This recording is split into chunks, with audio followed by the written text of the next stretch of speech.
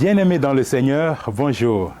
Nous bénissons le nom de l'Éternel pour ses bienfaits dans nos vies et surtout pour cette grâce qu'il nous fait encore en ce début d'année de réserver ces 10 jours pour nous consacrer à la prière. Aujourd'hui, nous arrivons déjà au 7e jour et le thème de notre méditation est l'importance de la bonté. L'importance de la bonté. Et le texte sur lequel se basera notre méditation vient de Jean 13, le verset 5, où Jésus dit « À ceux-ci, tous connaîtront que vous êtes mes disciples, si vous avez de l'amour les uns pour les autres. » Nous prions. Seigneur notre Dieu, notre Roi, nous bénissons ton nom en ce jour pour tous tes bienfaits dans nos vies. Merci Seigneur pour toutes les prières que nous avons élevées vers ton trône de grâce depuis le début de ce programme, des prières que tu as déjà exaucées au nom de Jésus-Christ. En ce jour, nous venons encore à toi pour te demander, Seigneur, de bénir ce moment de prière et de partage de ta parole. Que la bénédiction qui vient de ta parole soit le partage de tout un chacun de nous en ce jour et que ta parole apporte la transformation qu'il faut dans la vie de tout un chacun de nous. Que toute la gloire te soit, Seigneur, au nom de Jésus-Christ. Amen. Votre vie achevée, en se souvenant de vous, d'un seul de vos traits de caractère définissant votre personnalité, quelle serait la qualité dont on ferait l'éloge? Plusieurs options vous traversent l'esprit et cela a pu varier selon les situations rencontrées. Mais savez-vous, bien-aimés, un seul trait propre au caractère de Dieu devrait se refléter tout au long de notre vie. Dans l'épître de Tite 3, verset 4, la Bible nous dit que la bonté de Dieu, notre Sauveur, nous est apparue en nous ayant offert son salut dans son amour. La bonté de Dieu. La bonté est un langage universel, compris par jeunes et vieux, riches et pauvres, hommes et femmes, malentendants et malvoyants. La bonté ne connaît aucune barrière de langue. Son attrait est universel, comme peut l'être la musique. Un sourire amical, une main tendue, un mot, un soutien en temps de détresse saura mettre un baume sur les plaies ouvertes. La gentillesse, comme vous le savez, ne coûte rien. Mais elle peut, pour ceux qui sont enveloppés de soucis, de tracas, de souffrances, pour ceux qui sont impuissants dans la nuit de leur peine, être reçue comme une bonne nouvelle. Aucun acte de bonté, mes frères et sœurs, aussi petit soit-il, n'est une perte de temps. Jésus savait que la gentillesse de ses disciples participerait au puissant témoignage de leur foi.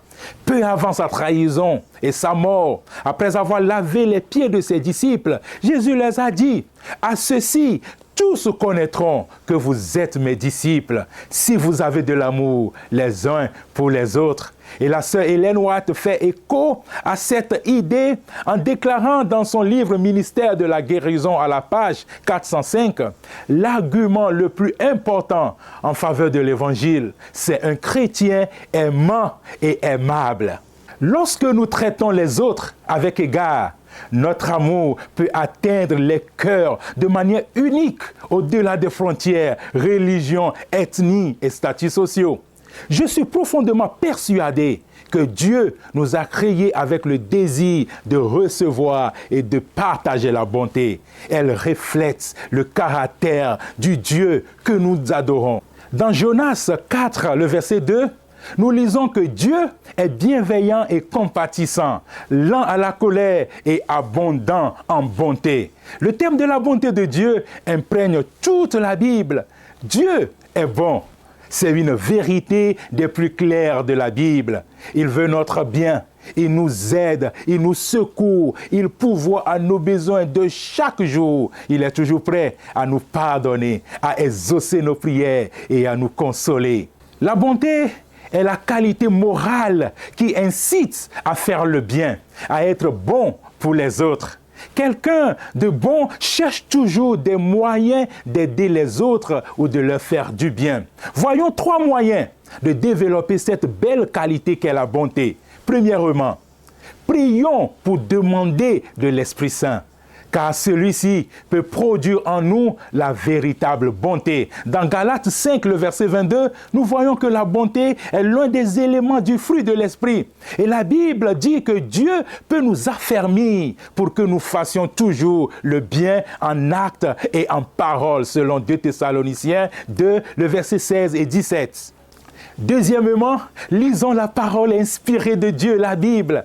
Dieu peut ainsi nous enseigner quelle est la bonne voie et nous équiper pour toute œuvre bonne. Dans 2 Timothée 3, le verset 17, la Bible dit « Afin que l'homme de Dieu soit accompli et propre à toute bonne œuvre. » En lisant la Bible et en la méditant, nous remplissons notre cœur de bonnes œuvres, de bonnes choses concernant Dieu et sa volonté. Et petit à petit, nous nous constituons un trésor dans lequel nous pouvons puiser quand nous en avons besoin.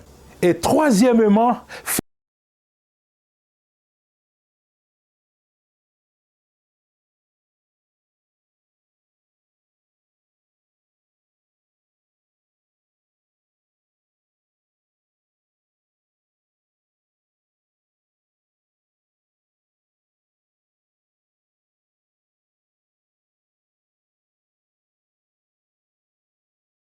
et bien d'autres encore dans toute la Bible. Et tout en lisant les récits bibliques concernant ces personnes, prêtons attention à l'aide pratique qu'ils ont apportée aux autres. Puis, réfléchissons à ce que nous pouvons faire aussi pour aider un membre de notre famille ou de notre assemblée ou de notre communauté. De plus, remarquez les bienfaits que Tabitha et Barnabé se sont procurés en manifestant la bonté. Tu peux connaître aussi le même genre de joie, mon frère et ma sœur. Nos actes de bonté apportent réconfort et joie non seulement aux êtres humains, mais aussi au cœur de Dieu. La bonté ne s'enferme pas sur les situations négatives, ni sur quiconque. Au contraire, elle reflète le caractère de Dieu et la manière dont il nous considère. Bien-aimés dans le Seigneur, attachons-nous à l'essentiel de nos vies. Soyons connus comme des personnes bienveillantes à l'égard de tous. Bien-aimés dans le Seigneur, je vous invite à prier avec cette promesse biblique de Jean 13, verset 35, où Jésus dit « À ceux-ci, tous connaîtront que vous êtes mes disciples si vous avez de l'amour les uns pour les autres. » La première partie de ce verset, « À ceux-ci, tous connaîtront que vous êtes mes disciples ».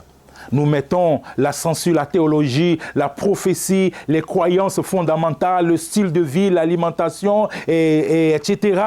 Et bien que ces choses soient bonnes, vraies, importantes, et qu'elles jouent un très grand rôle dans notre vie de chrétien, Jésus-Christ a clairement prêché. Et plus important encore, il a vécu la réalité selon laquelle l'amour est la révélation la plus forte de la vérité. Alors dans nos prières, demandons à Dieu de nous aider à vivre l'amour et la bonté en même temps que la vérité.